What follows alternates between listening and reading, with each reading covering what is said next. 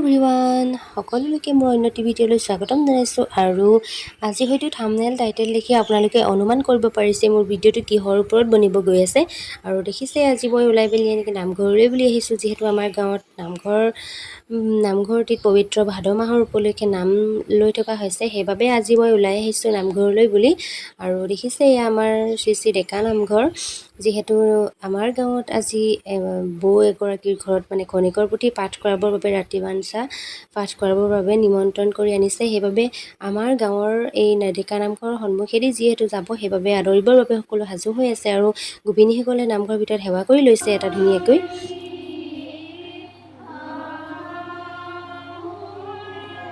যিহেতু নামঘৰৰ ভিতৰত সকলোৱে সেৱা কৰি মেলি ল'লে আৰু ইয়াত দেখিছেনে আমাৰ নামঘৰ ভাগ যিহেতু আগতে বহুত বেছি সৰু আছিলে সেইবাবে এইবাৰ অকণ বহলাই দিছে যিহেতু ডাঙৰ কৰিছে মানুহো বহুত আছে ন সেইবাবে আৰু ইয়াত দেখিছেনে ধুনীয়াকৈ সন্ধিয়া চাকি জ্বলাবৰ কাৰণে ৰেডি কৰি থকা হৈছে আৰু আমি সকলোখিনি এতিয়া বহি আছোঁ যিহেতু পুথিভাগ আগতে মই এনেকৈ ওচৰৰ পৰা দেখা নাছিলোঁ সেইবাবে ভাবিলোঁ আজি মই চাবলৈ আহিছোঁ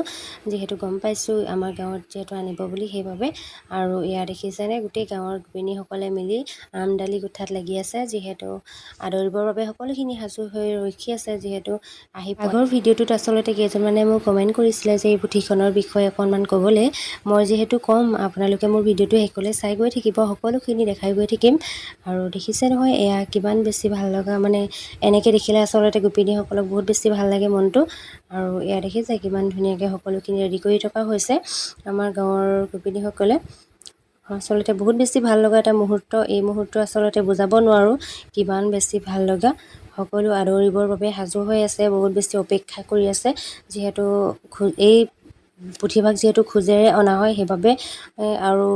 যিহেতু খোজেৰে অনা হয় যদিও মানে এই পুথিভাগ মানে বহুত বেছি সোনকালে পোৱা নিচিনা লাগে মানে বহুত স্পীড আহে মানুহজন আচলতে আৰু ভাল লাগে এইবিলাক দেখিলে মানে আচলতে আগতে মই কেতিয়াও দেখা নাছিলোঁ এইবাৰ প্ৰথম দেখিছোঁ এনেকৈ ওচৰৰ পৰা আৰু দেখিছে সেয়া আমাৰ পাইছেহি যিহেতু পুথিভাগ ওচৰত আৰু সকলোখিনি সাজু হৈছে আদৰিবৰ বাবে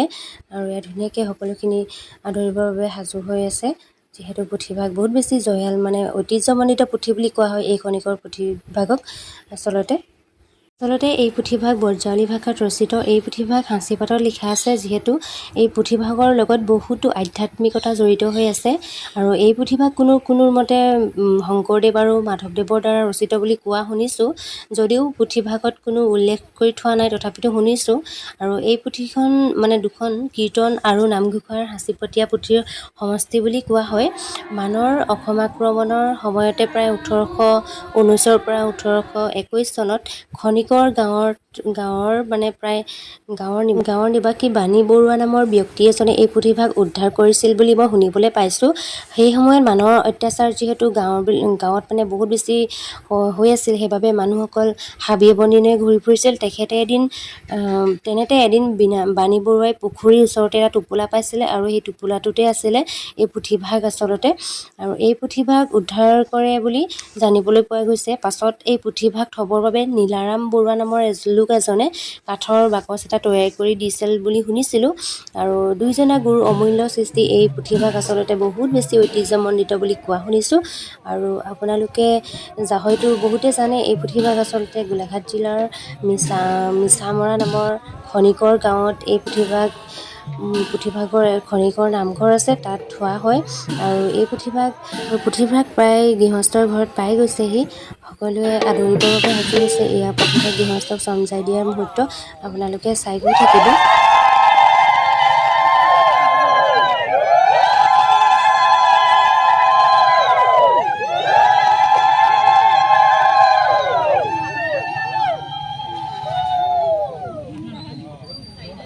পুথিভাগ আপুনি সঞ্চাই দিব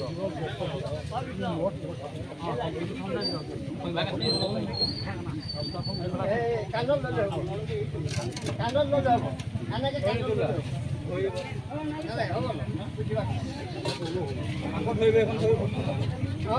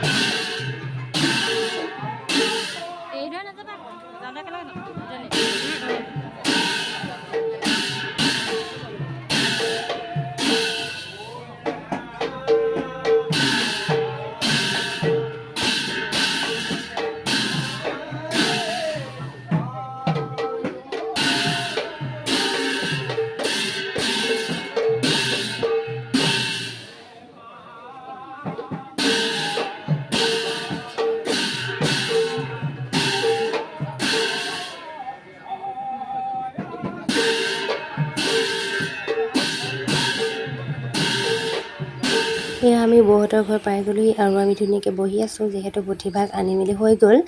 আৰু এই পুথিভাগ আচলতে খোল তাল সকলোখিনি লৈ আদৰি আনি ৰখা হৈছে আৰু যিহেতু খোজেৰে এই যাত্ৰা কৰে সেইবাবে বহুত বেছি জয়াল পুথিভাগ। আৰু এয়া দেখিছেনে, এয়া জলপান খাই কৰি ল'লোঁ বৌহঁতৰ ঘৰতে। আৰু মোৰ ভিডিঅ'টো চাই কেনে পালে জনাবলৈ নাপাহৰিব। তেতিয়াহ'লে মোৰ ভিডিঅ'বিলাক চাই গৈ থাকিব, পেজখন ফ'ল' কৰিবলৈ নাপাহৰিব আৰু মোৰ চেনেলটো ছাবস্ক্ৰাইব কৰি দিব যদি ইউটিউবত চায়। আৰু তেতিয়াহ'লে আজিলৈ আহিছোঁ, বাই।